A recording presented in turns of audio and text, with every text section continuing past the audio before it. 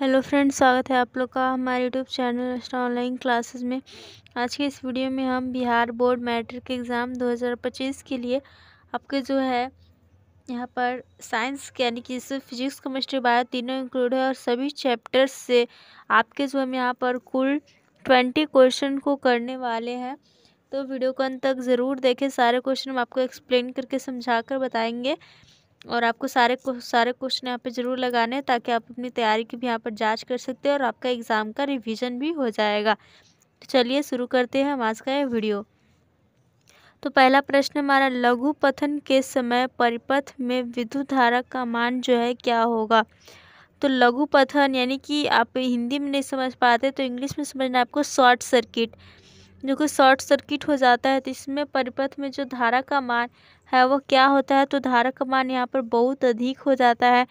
तो फर्स्ट का हमारा ऑप्शन ये जो है वह सही हो जाएगा। नेक्स्ट है आपका, प्रकाश के परावर्तन के कितने नियम हैं। तो प्रकाश के परावर्तन की अगर हम बात करें तो प्रकाश के परावर्तन के 2 नियम हैं। तो यहाँ पर 2 का हमारा ऑप्शन नंबर बी जो है वह बिल्कुल सही हो जाएगा और प्रकाश के अपवर्तन के भी जो है 2 ही नियम होते हैं।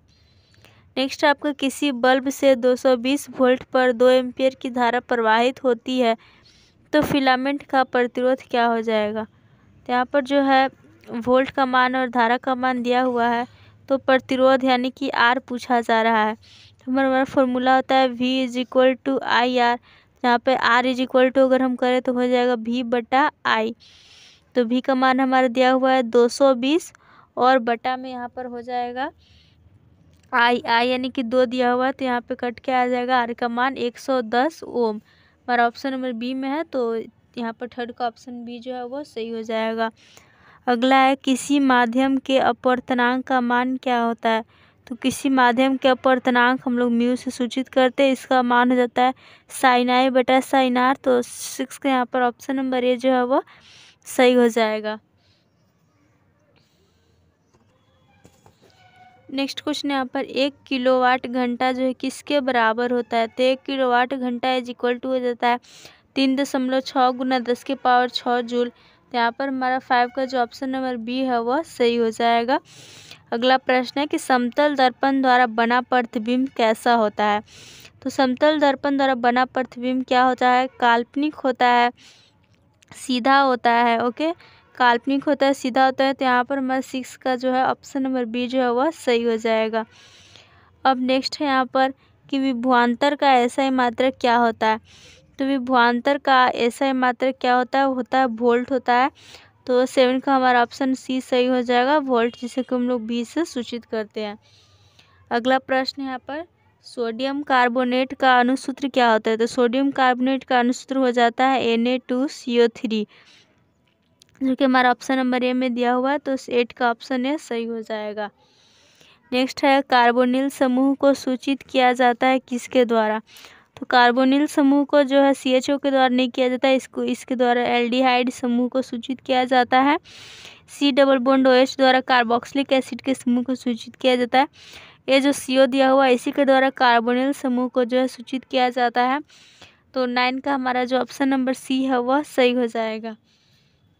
नेक्स्ट है, इथाइल अल्कोहल का अणुसूत्र क्या होता है।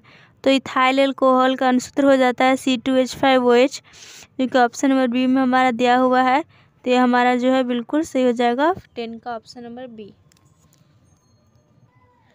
अब नेक्स्ट प्रश्न यहाँ पर, निम्न में से कौन आयनिक यौगिक है। यानी कि पूछा जा रहा है कौन जो आयनिक यौगिक है जो कि आयनिक बॉन्ड बना करके जो है बनता है, यहाँ पर उसका निर्माण होता है।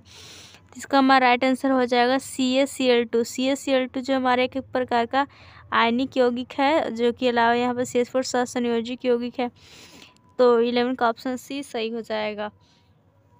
नेक्स्ट है, आवर्त सारणी के शून्य समूह का तत्व जो है कौन सा है। तो आवर्त सारणी के शून्य समूह के तत्व की बात करें तो हो जाता है आपका helium, neon, argon, krypton, xenon और रेडॉन।